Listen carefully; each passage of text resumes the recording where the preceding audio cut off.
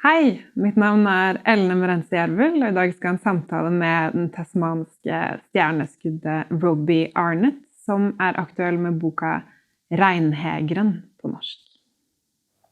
Okay, so good morning, Robbie Arnott from Oslo. I know it's not morning where you are in Tasmania.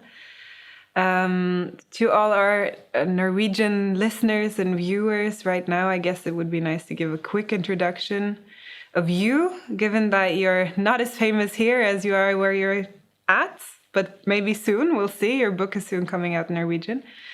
So you are 32 years old, award-winning author, and your most recent book, which I heard came out this summer in Australia, is now coming in Norwegian, just as we speak. How does that feel for you? Right. Thank you very much. It feels amazing. I'm down here at the bottom of the world, basically in North Antarctica, and to have my book translated into Norwegian and come out in Norway it feels quite amazing, actually. So I'm really, really excited, and I hope people like the strange things I've come up with.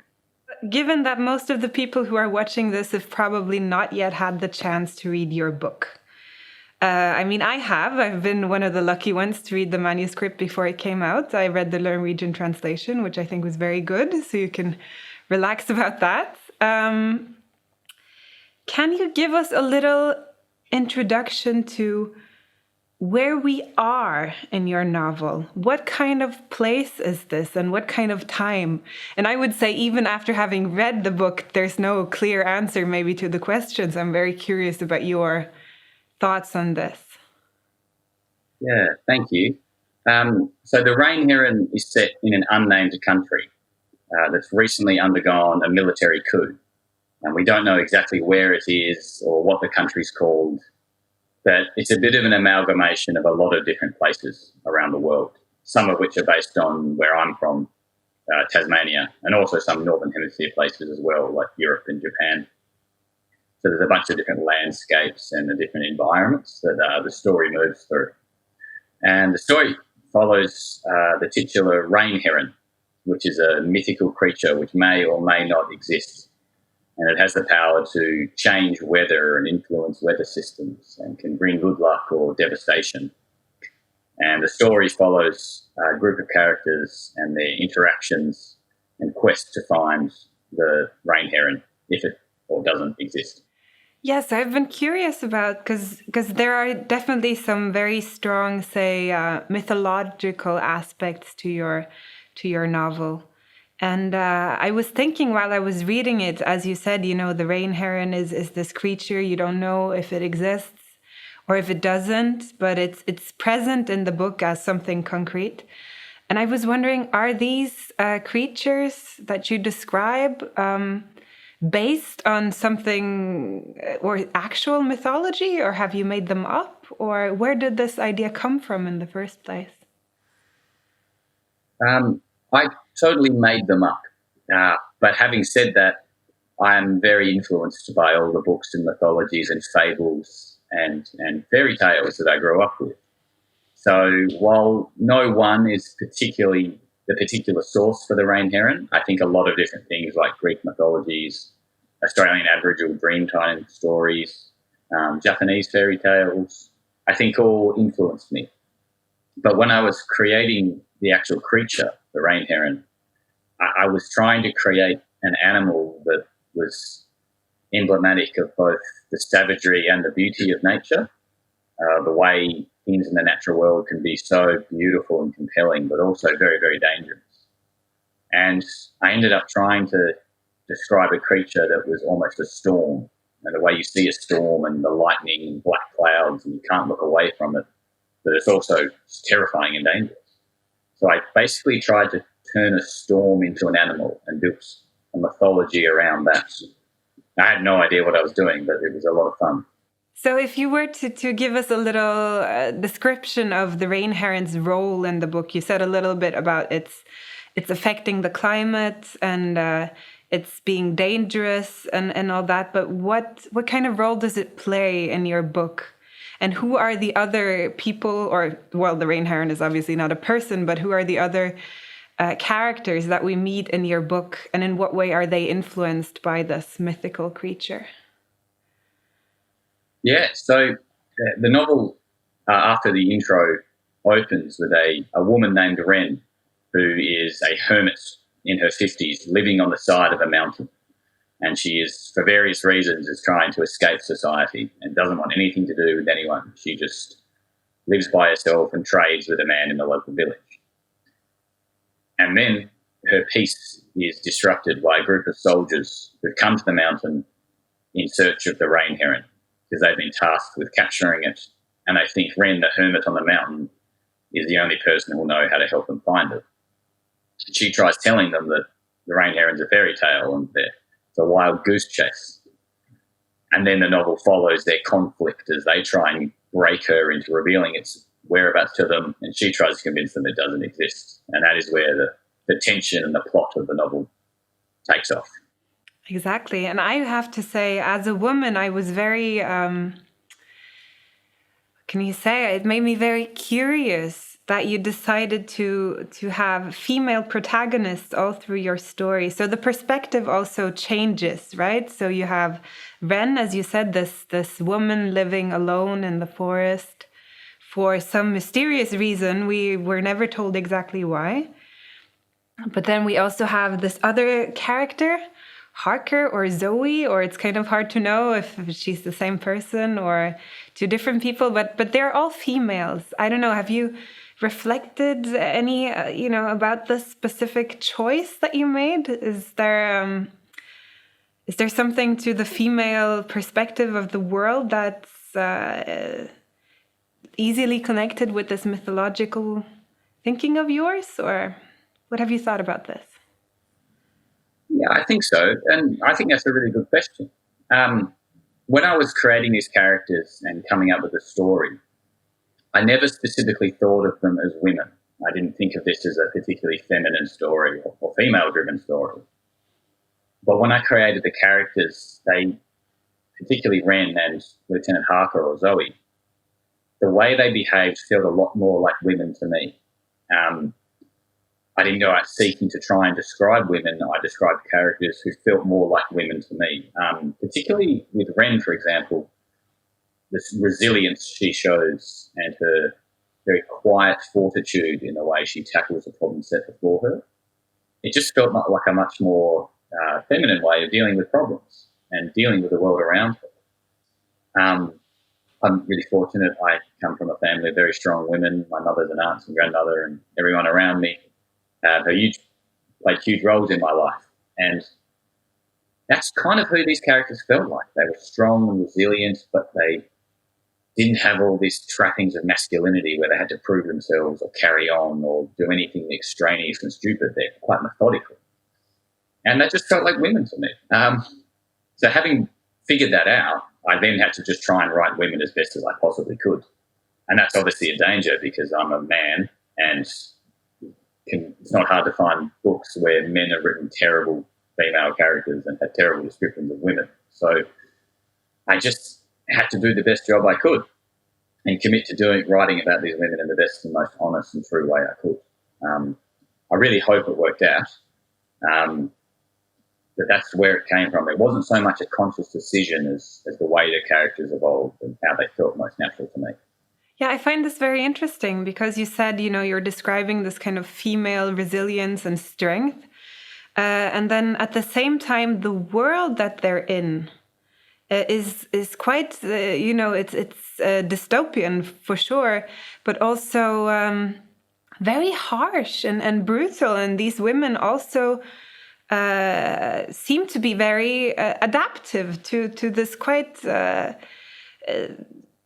I don't know what the right word would be, but a quite rough reality, right? They're not necessarily showing very strong female reactions to this militarized, dark, strange, mysterious world, right? Yeah, absolutely. They're all, particularly Wren and Harker, are very, very adaptable to this very brutal world that they find themselves in. And I did that in a way because I didn't want to write about climate change or all the problems in our ecosystems and animals going extinct too directly, because that's not the sort of writer I am, and I didn't think it would fit the novel. But I did want there to be within the novel a sense of loss and chaos and destruction, because that's how I feel when I look around at the world at the moment, and I think it seeps into my fiction. But the characters are incredibly adaptable to this, and I think people in general are more adaptable than we realise. And so I had these two characters who had great strength of character and great resilience, as we discussed. So it made sense to me then that they wouldn't have those stereotypical notions of femininity, of being particularly nurturing or being particularly empathetic, but instead they would adapt to this harsh world by becoming harsh themselves. And I thought that's what the book needed, and that's what would happen to these characters. Yeah, I think you did that very well. I was also curious now hearing you talk. You said a little bit about you not wanting to write, very directly about climate change and such, but it's quite clear, I would say, to a reader that you have strong emotions connected to nature. Can you tell a little bit about your personal relationship to nature and being where you're from and how this has affected your writing in this book in particular? Yeah, I'm really fortunate, and I live on the island of Tasmania, small little island at the bottom of the world. And it has lots and lots of natural beauty, mountains and forests and beautiful beaches and reefs. And I'm really fortunate. I really like being in the outdoors and snorkeling and hiking and all those sorts of things. It's a big part of my life. And so when all these horrible things have been happening to the natural world for the last few decades, it's actually very noticeable where I live. On the east coast of Tasmania, we had these enormous, amazing kelp forests, which are all dying off due to the heat of the seas. The one thing people in the rest of the world seem to know about Tasmania is that we did have something called a Tasmanian tiger, or a thylacine. I don't know if anyone's heard of that, but it was like a large striped marsupial dog. And when European people came, they shot them all and killed them all and made them extinct. So to walk through Tasmanian forests now is to walk in the presence of ghosts, because the apex predator has very recently been wiped out. There's all sorts of other animals going extinct, lots of beautiful parrot species. And so it's something that I can't help but think about all the time. I don't live in a big city where I don't see climate change much. I see it everywhere I go. And so I try not to write directly about it, because I don't think with my style of writing, being direct about it would be very enjoyable or useful. But I do think having more metaphorical and descriptive examples of imaginative things is where my terror of the destruction of the world comes through. A lot of it isn't that deliberate, it just comes out. Yeah, you were mentioning your style of writing. I would love to talk a bit more about that. So the way I read your book, I would say it has a somehow slightly distanced perspective. It reminded me of reading fairy tales or fables, or where you have although you're some places writing in the first person, I still felt that there was this very wise voice looking at what was happening, telling the story to us. How have you thought in terms of the technicality of things when you were writing, and whether you wanted what did you want the story to make people feel? How do you feel about the label of like a fable or fairy tale? Does that make any sense to you, or? Yeah, it makes a lot of sense to me. I'll take it as a compliment. Thank you very much. Yeah, it is one. Thank you. But as for the technical side of it, I think all writers, as they go, discover their strengths or what they're drawn towards. I'm sure I'm still in the process of that. But I find when telling a story, I feel most comfortable when drawing out emotion and reaction to things through descriptive writing, not focusing on dialogue or focusing on an internal monologue. I like to play things out through description, I guess, not only of the scene or the setting, but also of the character's behaviour rather than their thoughts. I just find that a more pleasurable way to experience fiction as well. And there are some novelists who can write very intense internal monologues really, really well. I think for Elena Ferrante, for example, in the Neapolitan Quartet, which is amazing at that. I am not. So I avoid those things and I try to tell a story through description and characters' behaviour and reactions. And hopefully it works out. It just seems to me the most natural way to pair what I'm trying to achieve through the story with the setting around it. And I just do my best. That's generally how it goes. Yeah, I also think you have this very specific poetic tone to your writing. And I can tell that even having read the Norwegian translation, it was quite easy for me to see that language is something that you put a lot of emphasis on while you're writing. So the flow of things and also the more like lyrical aspect of writing is something that at least resonated very strongly in me. And I'm curious about your process. So typically as a writer, you can feel that somehow the story comes in the way of the language, or the language comes in the way of the story because you want to write in a specific way, but then you have a narrative that you have to follow up on, etc. How was that process for you? Where do you start? Do you start with the sound of things, with the feel of things, or do you start with a specific story that you want to tell, and then the language comes after? I think generally the language comes first and the setting of what I'm trying to achieve. But generally there is a story there as well, and I will have thought about it for a long time. And because I don't use a lot of sharp dialogue or a lot of intense internal emotional turmoil, I rely on that descriptive writing and I guess that kind of lyrical writing that you mentioned to do the heavy lifting of the literature. And from there it is really finding the right balance between revealing plot points and action and getting that tone and language right for how it's being told and the description. So my process there is quite painstaking. I generally write a page and will then spend 2 days or 3 days editing that page until I'm really happy with it, and then I'll move on. Otherwise, I just can't sleep. I know some people can write a whole novel and not even look at it and then go back and redraft it. By the time I've finished a manuscript, I will have edited each page about 10 times and then go back and edited a chapter 5 times. So I just can't do it any other way. I get too worried that the writing is just not good enough and that it's flat or boring. I think, why would anyone want to read a boring sentence?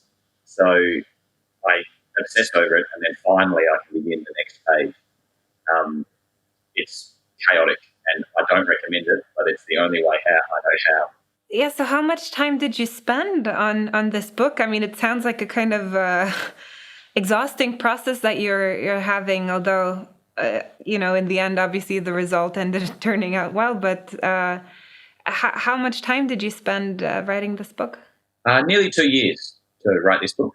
And I was working full time at the time. So I just didn't really sleep for 2 years. I was getting up early and staying up late and working on the weekends. And I just became quite obsessive over it. And because it was my second novel, I was terrified that it would be no good and I'd be found out as a fake.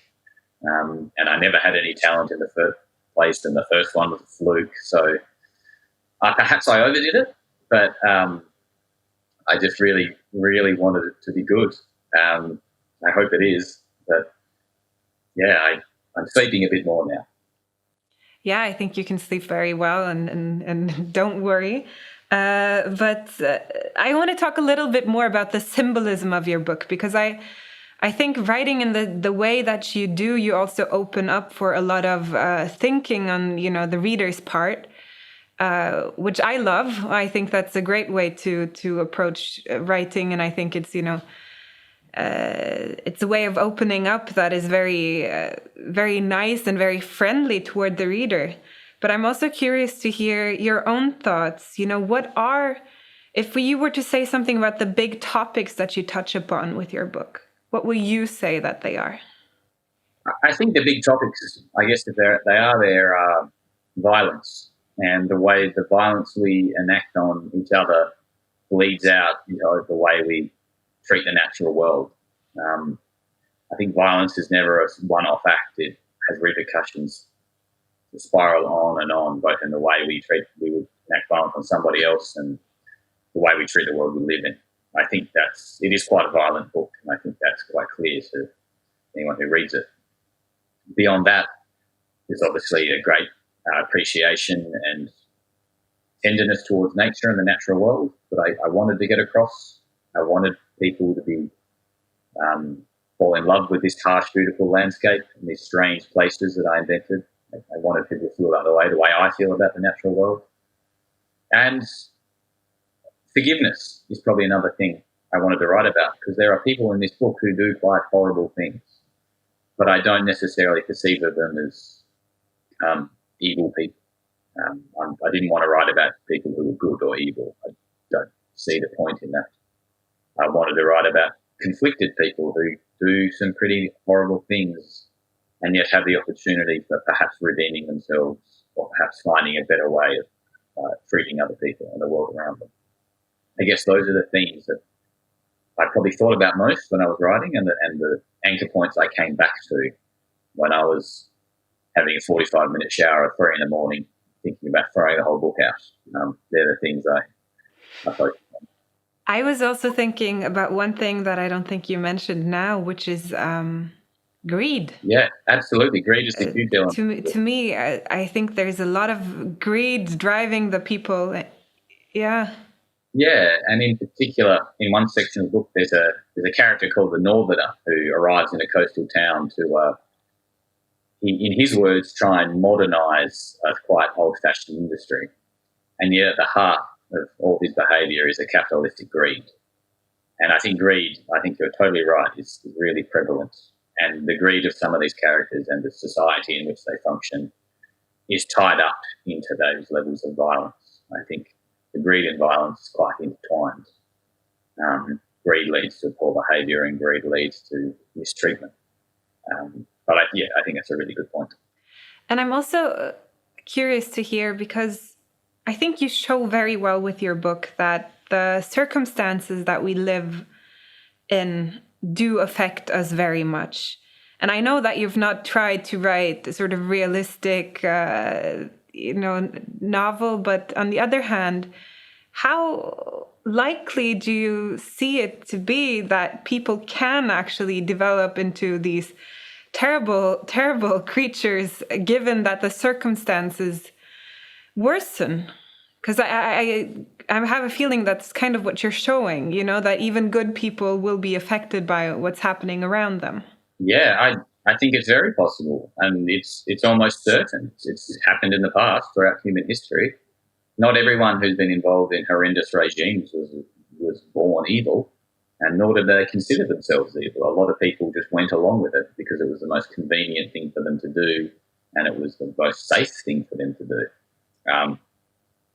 And I'm not judging everyone in history, obviously, but I think it's this idea that we're all going to be fine and no one is ever going to do anything horrifically evil again because we've evolved as a society is dangerous, because we can see it in many parts of the world right now. The rise of misinformation is kind of garnering new movements, which when I was a child we would have thought were gone and long buried because of the rise of greater access to information. So I think, I worry about those things, and I think we should all worry about those things. I get very scared when people say, I won't go on about it, because it's very evident if you turn the news on and follow Trump's impeachment, which is happening today. I think we have to be very wary and keep an eye out on the rise of small evils. Yeah, small evils, of course, are one thing. And then also, as we are all in the world experiencing right now, a dramatic shift in the way we can move around and act as people. And I have to say, reading your book right now was also very interesting because, as you said earlier in this interview, you're showing how female characters adapt to maybe a more masculine or harsh world. And what we are experiencing right now everywhere is also being forced into some sort of adaptation, right? And what happens within us when the circumstances around us change. I mean, that's a very, very difficult question, obviously, to answer, but I think you show that in a very interesting way in your book as well. Oh, yeah, thank you. Yeah, we're all adapting very differently to this kind of new pandemic-driven world. But that's the secret to humanity's success as a species, that we are incredibly adaptable. We often don't think of it that much these days because we have many modern technological comforts, but realistically, we are a very, very adaptable species, and I think this past year or so has shown that. I just hope that as the world faces greater threats, such as global heating and climate change, we adapt in a positive way that helps the planet rather than adapting to save ourselves individually while the islands go underwater. Yeah, and now again, your love for nature comes simmering into the conversation. As a Norwegian, I don't know how familiar you are with Norway, but we are much of our let's say identity is largely built upon the fact that we are drawn to nature, and maybe in particular to the mountains. And I thought that was also an interesting link to your story. And I'm almost seeing like a little flair of Norwegian in you, having chosen to write about a woman who withdraws into the mountains as sort of her final escape. Can you say, is this something that you feel as well sometimes? Is this an emotion that, or do you also feel drawn to nature in this way? Does it come from you as well? Oh, absolutely. I really hope I can come to Norway soon. It's one of the places I want to visit most. That sounds great. But also, yeah, I feel that draw to nature, that pull of the wild. When Tasmania is similar to Norway, we have a very water-based culture, but also high mountains. I think there's a huge pull to nature to escape the horrors of society and be drawn into the forest. It's perhaps not as dark and scary as we believe, certainly not down here. But absolutely, I can think of nothing better than just walking away for a while and not coming out of the trees until I'm ready. Yeah, I've also heard that not only is this something you think about, but you also do walk a lot in the mountains in your region. Is that right? Yeah, I really like hiking or bushwalking. I don't do enough really long walks as I'd like to because we're trapped inside at the moment. But yeah, I'm very fortunate. Tasmania and other parts of Australia just have such wonderful hiking possibilities. And yeah, I love it. Nothing feels as good as mountain air, I don't think. And nothing looks better than anything from the top of the peak. So I try and get out there as much as I can. Yes, I think you just gave a good pitch to all your future Norwegian readers here. We're going to wrap up very soon. I just wanted to ask you a final question, which is, given that there are people here who have not yet read the book, is there something you want to tell them? Is there something they should be aware of, or something they should be curious about before opening up your novel and starting to read? Do you have some message to tell? No, not really. I think it's all in the book. Other than that, the where the Regnhegren lives is inspired by a real place in Tasmania. And I've never told anyone where it is, but if any Norwegian readers want to know, I can send them a photo. Oh, that's good. So they should just reach out. I'm just really thankful, and I hope. I feel like Norway and Tasmania are very similar in many ways, particularly with our environments, and I'm just really thrilled that this book has made it to the other side of the world. Yeah, I'm sure people are going to enjoy reading it. I think you have some very, interesting but also very timely perspectives, as I said. And I wish you the best of luck with your Norwegian future career. Let's hope. It was really nice to talk to you, and I'm looking forward to following your career as it moves on. Well, thank you very much, Ella. It was lovely to talk to you too. Thank you so much for doing this. I really appreciate it, and thank you very much.